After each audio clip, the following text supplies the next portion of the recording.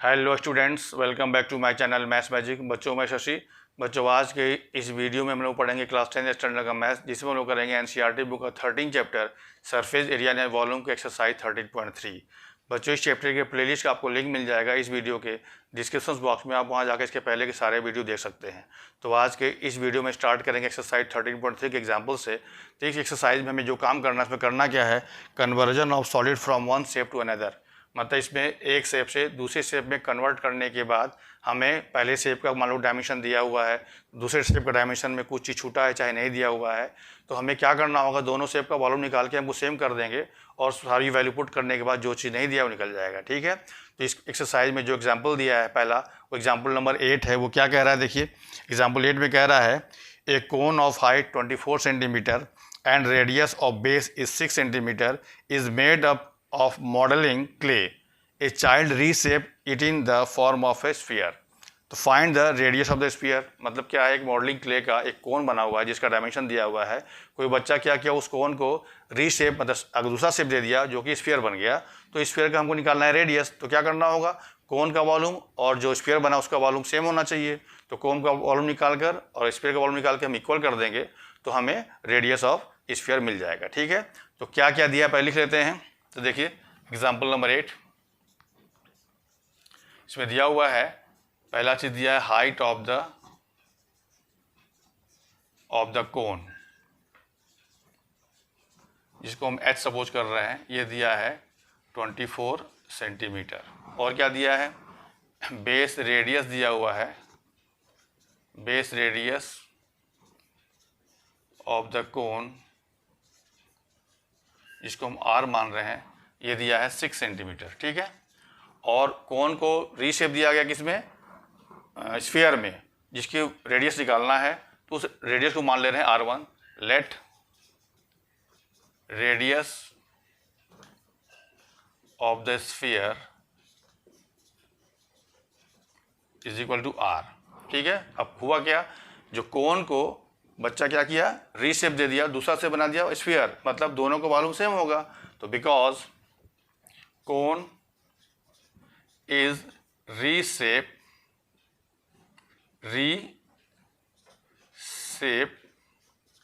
किसमें बन गया, इनटू अ स्फीयर। ठीक है। मतलब रीशेप दिया गया किसमें, उसको कन्वर्ट कर दिया गया स्फीयर में। तो क्या हो जाएगा, this implies that volume of cone is equal to volume of sphere. ये होना चाहिए। ठीक है। क्योंकि कोन को रीशेप दिया गया स्फीयर में तो दोनों को वॉल्यूम सेम होगा। अब वॉल्यूम ऑफ कोन होता क्या है, हम पहले पढ़ चुके हैं फॉर्मूला 1/3 पाई r² h। ठीक है। और वॉल्यूम ऑफ स्फीयर क्या होता है, 4/3 पाई r², मतलब यहाँ पे r1 माना गया है। अब यही r1 आपको निकालना है, पाई r1 क्यूब। ठीक है। अब यहाँ से देखिए दोनों तरफ 3 कैंसिल हो जाएगा और पाई भी कैंसिल हो जाएगा। तो हमें क्या मिल जाएगा, r² h equal to 4 r1 cube. This imply that r1 cube is equal to r² h by 4। अब यहाँ वैल्यू पुट करें तो r की वैल्यू कितनी है, 6। तो 6 इंटू 6 जो कि स्क्वायर है, और h कितना दिया है 24 और बाई 4 पहले से है। अब इसके कैंसिल हो जाएगा। दिस इम्प्लाइज दैट यहाँ से क्या मिल गया, r1 cube is equal to 6 into 6 into 6। तो यहाँ से हमें मिल जाएगा r1 is equal to 6 centimetre. मतलब हमें जो रेडियस था, किसका रेडियस माना गया है, स्फीयर का, सॉरी ये r1 है, ये रेडियस को r1 सपोज कीजिए। ठीक है। ये निकालना था ना। Therefore radius of sphere is 6 centimetre. ये आंसर हो गया। ठीक है। कॉपी कर लो। बढ़ते हैं नेक्स्ट एग्जाम्पल, एग्जाम्पल नंबर 9 पर। देखिए नेक्स्ट एग्जाम्पल, एग्जाम्पल नंबर 9 क्या कह रहा है, Selvi's house has an overhead tank in the shape of a cylinder. This is filled by pumping water from a sump and underground tank which is in the shape of a cuboid. The sump has dimensions 1.5 metre by 1.44 meter by 95 centimeter. The overhead tank has its radius 60 centimeter and height 95 centimeter.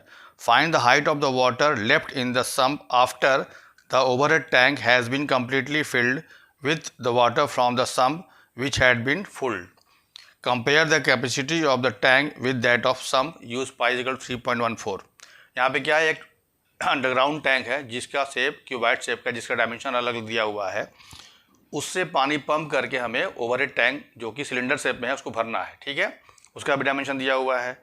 तो बताना है कि जब नीचे वाली sump भी पूरा भरा हुआ था और ऊपर वाला टैंक भी जब पूरा भर जाएगा तो नीचे वाले सम्प में कितने पानी बचेगा, उसका हाइट क्या होगा, मतलब लेवल ऑफ वाटर लेवल पूछ रहा है। ठीक है, तो पहले हमको निकालना होगा कि इस टंकी, ऊपर वाली टंकी को भरने के बाद जो पानी बचेगा सम्प में उसका वॉल्यूम कितना होगा। तो वॉल्यूम क्या होगा, volume of the sump minus volume of the overhead tank.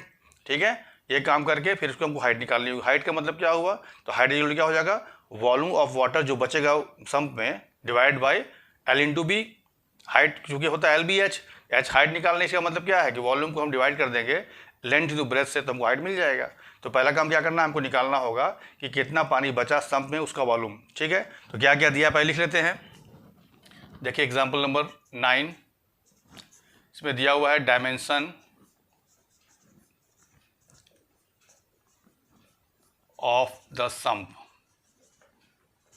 Sump मतलब एक टैंक है जो कि अंडरग्राउंड टैंक है। ठीक है, इसमें लेंथ दिया हुआ है 1.57 मीटर, ब्रेथ दिया हुआ है 1.44 मीटर और हाइट दी हुई है 95 सेंटीमीटर। तो इसको कन्वर्ट कर लिए तो ये हो जाएगा 0.95 मीटर। ठीक है, और क्या दिया है, रेडियस दिया हुआ है, रेडियस ऑफ ओवरहेड, शॉर्ट में लिख रहे हैं ओवरहेड टैंक।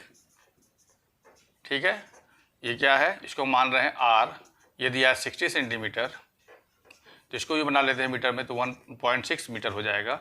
और हाइट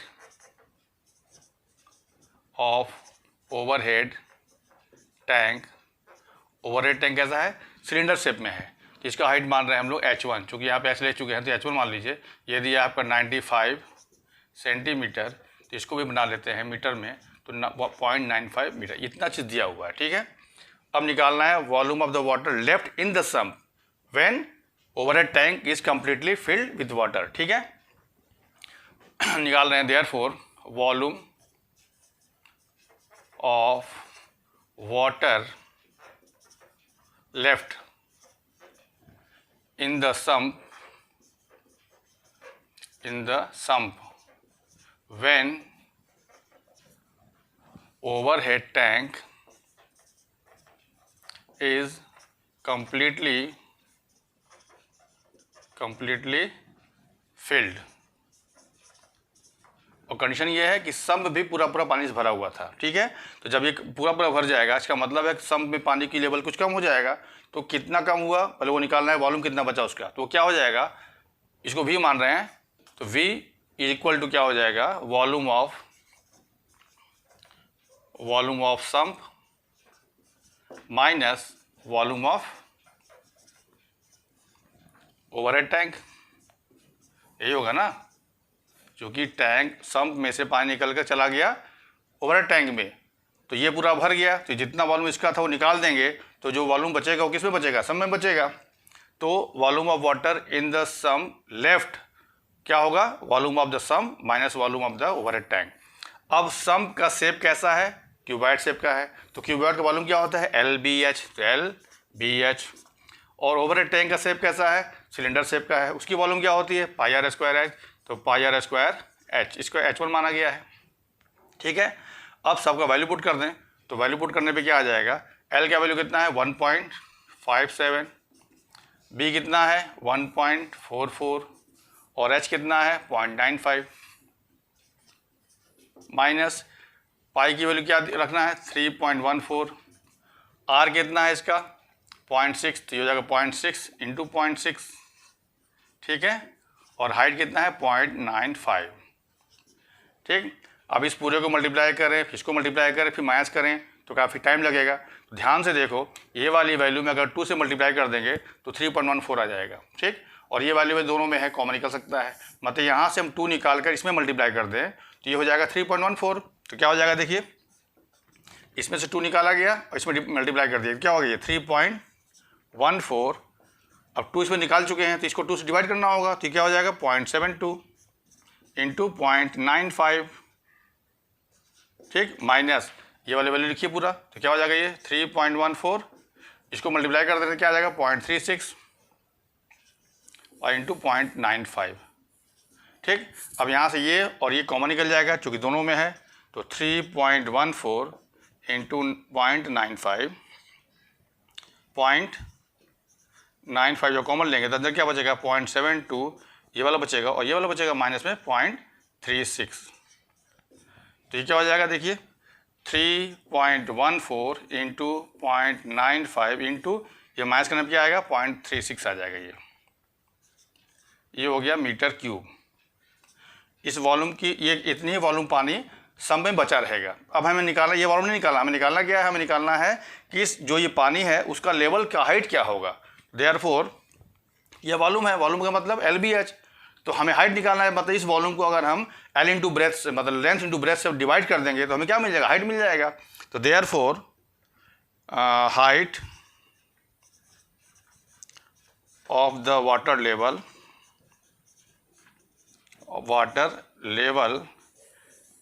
इन द